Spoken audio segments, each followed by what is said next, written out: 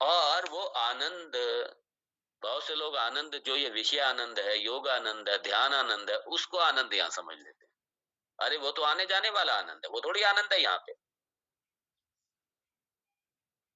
ध्यान की अवस्था में चले गए, समाधि की अवस्था में चले गए और बिल्कुल शांत अवस्था, सुखात्मक अवस्था, आनंद अवस्था, वो अनुभव किया, लोग इसी को आनंद समझते हैं। ये आनंद नहीं है यहाँ पे। वो आनंद आपका आने जाने वाला है, वो एक मन की अवस्था है। वो एक मन की अवस्था है, वो अंतःकरण की अवस्था है। वो आनंद की यहाँ पे, उस आनंद को मत समझना यहाँ पे। आनंद का मतलब है अनंत। आनंद का मतलब अनंत। और तैत्तरीय उपनिषद में इसी सच्चिद आनंद को सत्यम ज्ञानम अनंतम ब्रह्म, सत्यम ज्ञानम अनंतम ब्रह्म। आप जिस समय खिलखिला के हंसते हैं, बड़ी प्रसन्नता की अवस्था में होते हैं, उस समय आपको बिल्कुल भान नहीं होता, ना जगत का भान होता है, न आपको अपने उपाधि का भान होता है, न आपके संबंधों का भान होता है, न आपको किसी भी चीज का उस समय भान नहीं होता। आप जगत प्रपंच से परे चले जाते हैं उस समय, कुछ क्षण के लिए। वो आप उस समय आप अपने स्वरूप को सिर्फ स्पर्श करते हैं, बस। मात्र कुछ सेकंड का वो जो आनंद है, वही आपको जीवित रखता है, याद रखिए, कुछ क्षण का। और आप उस अनुभव को बार बार रिपीट करना चाहते हैं, बार बार पुनरावृत्ति उसकी चाहते हैं, रिपीट करना चाहते हैं। वो आपका वास्तविक आनंद, वो आपका वास्तविक स्वरूप है वो। और वो आपकी अनुकूलता, जिसने उसको ट्रिगर किया, सिर्फ उत्प्रेरित किया, सिर्फ स्पर्श किया, सिर्फ तब हम उसमें इतना ज्यादा वो हो जाते हैं। और अगर ये खुशी के पल ना हो हमारे जीवन में, प्रसन्नता के ये पल ना हो हमारे जीवन में, और ये पता चल जाए कि अब जीवन में कभी प्रसन्नता नहीं रहेगी, प्रसन्नता के सारे सोर्स, सारे जितना भी मेरे पास में साधन थे समाप्त हो गए, अब प्रसन्नता का कोई अवसर मेरे जीवन में नहीं है। जब आदमी ऐसी स्थिति में आता है तो वहीं पे आदमी सुसाइड करता है। क्यों? क्योंकि बिना प्रसन्नता के, बिना सुख के, बिना खुशी के कोई भी जीना नहीं चाहता। क्यों? क्योंकि ये हमारा स्वरूप है।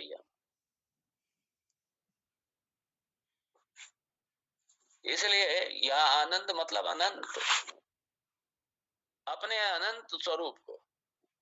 क्यों अनंत? क्योंकि पहली बात तो निर्विकार है, विकार है ही नहीं। और जब विकार नहीं है, विकार जगत के पदार्थ में विकार होता है, जो जगत का अधिष्ठान है उसमें थोड़ी विकार होता है। सत में थोड़ी विकार होगा, चित्त में थोड़ी विकार होगा। ना सत में विकार है, ना चित्त में विकार है। इन दो में ही विकार नहीं है, क्योंकि ये दोनों नाम रूप से बिल्कुल अलग है। नाम रूप की जो सत्ता है वो है ये दोनों।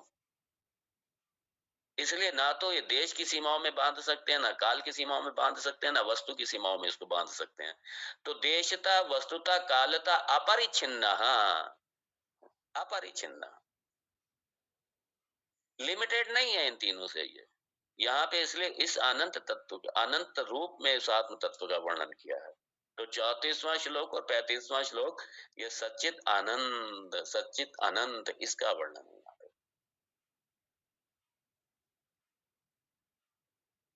आप बताइए, यही पूछा जाए, अगर आत्म तत्व तक तो सभी पहुंच गए हैं, यहाँ पे जानते हैं। अब अगर आप पूछे आपका आपका रंग क्या है, आप क्या बताएंगे?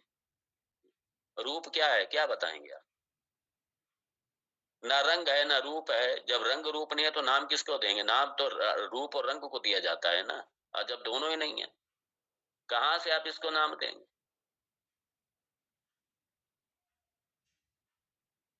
तो इसलिए नाम रूप से बिल्कुल अलग है, और जितना जगत है नाम रूपात्मक है सारा। और नाम रूप में है ही नहीं है, नाम रूप का अधिष्ठान है ये। सारे जगत का अधिष्ठान रूप से सत है ही, और वही सत मैं हूं, वही सत्य आत्म तत्व है, और वही चित्त तत्व है, जड़ नहीं है, चैतन्य है। और ये कहीं देश काल वस्तु की सीमाओं में बंधा नहीं है, इसलिए अनंत है ये। भगवान ने इसी को कहा सर्वगतः, सर्वगतः। और फिर भगवान ने देखिए, सुखात्मकः स्वयं प्रभः सर्वगतः अयम अद्वयः। अद्वय मतलब पूर्ण, दूसरा कुछ है ही नहीं। एकमेव अद्वितीयम ब्रह्म, एकमेव अद्वितीयम ब्रह्म, और तद ब्रह्म अहम अस्मि। कोई दूसरा कहीं बैठा नहीं हुआ मेरे अलग, मेरे से अलग नहीं कहीं बैठा हुआ। इसलिए भगवान ने, अब ये जैसे जिनके पास वेदांत नहीं है, ठीक है, अपना द्वैतवादी है, भक्ति मार्गी, भक्ति मार्गी ये भी है। ये बड़ी एक प्रॉब्लम है कि ज्ञान मार्ग अलग है, भक्ति मार्ग अलग है। अरे वो अपरा भक्ति है, ये परा भक्ति है। ये हायर भक्ति है और वो लोअर भक्ति है, बस इतना समझो। बिना उसके हायर भी नहीं है, लोअर से वो हायर में पहुंचेंगे आप आकर के, छलांग नहीं लगा लेंगे। वो भी चाहिए, ये भी चाहिए। इसलिए ये बड़ी प्रॉब्लम है, जो भक्ति मार्ग को ज्ञान मार्ग कह करके अलग अलग कर दिया दोनों को। नहीं, हम तो भक्ति मार्गी हैं। भगवान को पाने का तो एक ही तरीका है, भक्ति। बस भगवान की भक्ति करो, भगवान को पाने का यही एक तरीका है। ये ज्ञान मार्ग है, ये ज्ञान मार्ग का कुछ नहीं। ज्ञान मार्ग में तो अभिमान पैदा हो जाता है। पता नहीं क्या क्या कह के क्रिटिसाइज करेंगे, जानते कुछ है नहीं। ये ज्ञान मार्ग है, वो भक्ति मार्ग है। ये भक्ति मार्ग है, जो आप कर रहे हैं, श्रवण कर रहे हैं, भक्ति मार्ग है, ये परा भक्ति है। ये बड़ा एक कंफ्यूजन है फैले हुए। लोग अपनी जगह सही हैं, किताबें बिक रही हैं। इसलिए ये जो लोग अपने आप अपनी मर्जी से लिखना शुरू कर देते हैं और समझते हैं बहुत बड़ा कल्याण कर रहे हैं, हम समाज का बहुत बड़ा हित कर रहे हैं, वो हित नहीं कर रहे, समाज का अहित कर रहे हैं। हाँ, पहले इस विद्या को सीखो, सीखने के बाद में लिखो, उस पर बोलो तो ठीक है। जानते कुछ है नहीं, बोलना शुरू कर देते हैं, लिखना शुरू कर देते हैं। और उससे समस्या ये होती है कि जो पढ़ने वाले हैं वो भी, भाई वो भी पढ़ के अपना वो अलग, उनके अपने नए कंफ्यूजन उनके शुरू हो जाते हैं। फिर ये कंफ्यूजन फैलते चले जाते हैं। इसलिए समाज में सबसे बड़ी कृपा यही होगी, लिखना बंद कर दें वो सब। ये समाज का कोई भला नहीं कर रहा है लिख करके उठ पटा, लिखना ही बंद करें वो। पहले समझें, श्रवण करें, किसी का आश्रय लें, किसी के चरणों बैठें, सीखें इस विद्या को, फिर लिखना शुरू करें। उसके बाद में ना बोलें ना लिखें, पहले सीखें समझें, फिर उसके बाद में बोलें, फिर लिखें उसके बाद में। वरना इस तरीके की फैल रही हैं किताबें, फैली पड़ी हैं, बिक रही हैं किताबें। वो चार मार्ग है, किसी मार्ग से चले जाओ, किसी मार्ग से चले जाओ।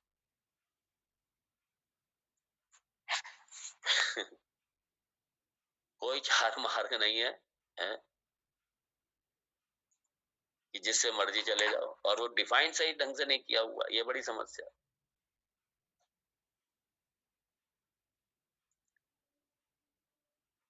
एनीवे, मैं इसको कई बार ले चुका हूं, अब मैं इस पे ज्यादा नहीं बोलूंगा।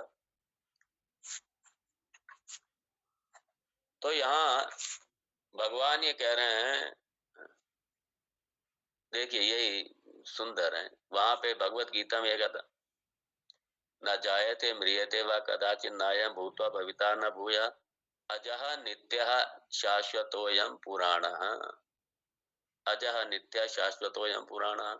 यहाँ पे भगवान ने कह दिया सुखात्मकः स्वयं प्रभः सर्वगतः अयम अद्वयः। तो यहाँ स्वयं प्रभः, स्वयं प्रभा, स्वयं प्रकाशिता, स्वयं सत्तावान, स्वयं सत्तावान।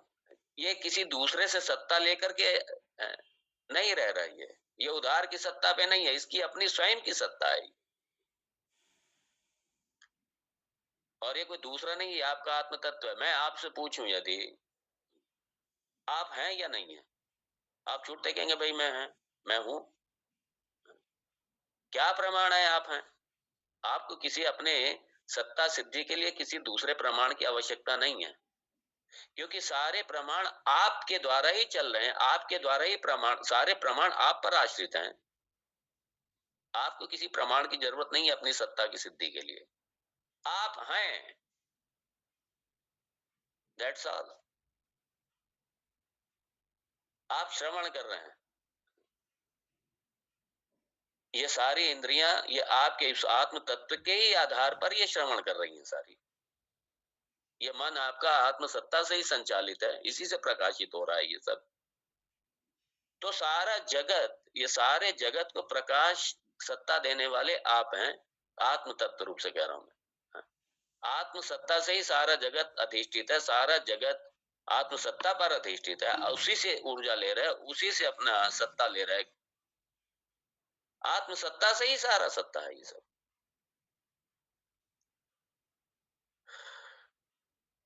और ये सारा ये जगत है, क्या प्रमाण है? आपकी इंद्रिया प्रमाण है। ये इंद्रियां इंद्रियां इसको क्या ऑब्जेक्टिफाई कर रही हैं, इसको आपकी इंद्रियां इसकी प्रमाण है। और आपकी इंद्रियां किस पर आश्रित हैं? ये मन के द्वारा, मन से। और मन किस पर आश्रित है? बुद्धि पे, और सूक्ष्म पे। बुद्धि किस पर आश्रित है? आपके आत्म तत्व पर, आत्म तत्व पर। और आप इनमें से कुछ भी नहीं है, आप इनमें से कुछ भी नहीं है। और ये सारे आप पर ही आश्रित है, आपकी ऊर्जा से ये सत्ता ले रहे हैं। ये सुखात्मक शुद्ध आनंद, शुद्ध आनंद, प्योर आनंद। मतलब क्या? ये जो आनंद है, ये जगत का पार्ट, जगत का हिस्सा नहीं है, जगत का कोई गुण नहीं है। इस सारे प्रपंच का, प्रपंचात्मक जो सारा जगत है, जो त्रिगुणात्मिक का सारा जगत है, इसका बिल्कुल भी हिस्सा नहीं है, इसकी कोई वस्तु नहीं है, और इस पर कोई आश्रित भी नहीं है। और ये कोई आपके मन का भी हिस्सा नहीं है, मन का हिस्सा नहीं है, ये इस पर आश्रित भी नहीं है। और ये जो आनंद, ये जो आपका स्वरूप है, ये कोई संसार उत्पन्न नहीं कर सकता है। कोई संसार, क्योंकि संसार उत्पन्न करेगा वो आने जाने वाला होगा, वो आने जाने वाला होगा, क्षणिक होगा, बदलने वाला होगा, वो अनित्य रहेगा सारे का सारा। और ये कैसा है? ये तो एक इंडिपेंडेंट है, स्वाधीन तत्व है, स्वतंत्र तत्व है, किसी पर आश्रित नहीं है, पराधीन नहीं है, किसी दूसरे से सत्ता नहीं ले रहा है ये। तो और ये कैसा है? ये सर्वगत सर्वव्यापी, मतलब ये माइंड को भी है, आपके अंतःकरण, जहां पे आप ये जगत से उत्पन्न होने वाला जो सुख का अनुभव करते हैं, ये उसका भी अधिष्ठान है, ये अंतःकरण का भी अधिष्ठान है। अंतःकरण में भी ये सर्वव्यापी है, ये पहले से ही, अंतःकरण नहीं है तब भी है, ये तब भी है। अंतःकरण नहीं है तो है, और अंतःकरण है तो है अधिष्ठान रूप से। सारा जगत का जब लय हो जाता है आपकी निद्रा अवस्था में, तब भी ये रहता है ये। हाँ, तब भी रहता है। जगत का लय हो गया, इसलिए जगत पर आश्रित नहीं है। ये आपका स्वरूप है, ये आपका।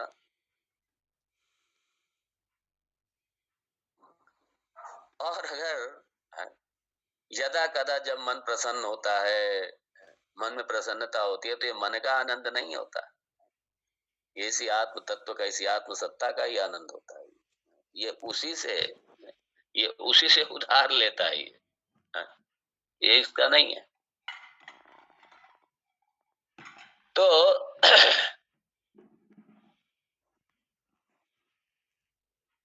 इसलिए ये जो शुद्ध आनंद है, ये मन की सीमाओं से सीमित नहीं है, मन की सीमाओं से सीमित नहीं है।